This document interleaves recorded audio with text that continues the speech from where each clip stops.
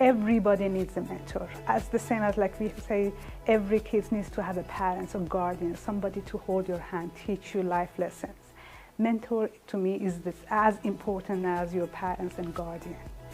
If we go through life without mentor, we just keep listening to a bit of YouTube here, news there, and trying to just cut the noise and find out what's the best way to go through life.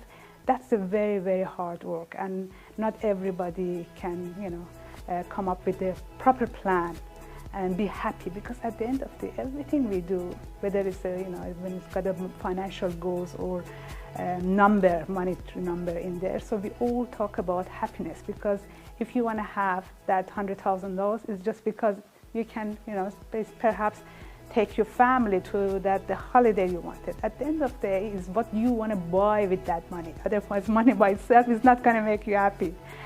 So because the ultimate goal for everyone is that happiness or that lifestyle they want. So that's why we need to have a mentor, because sometimes we get sidetracked. So we go do things that we think is going to take us to the next level, but actually we are wasting our time. So that's why mentor just plays a big role in anybody's success.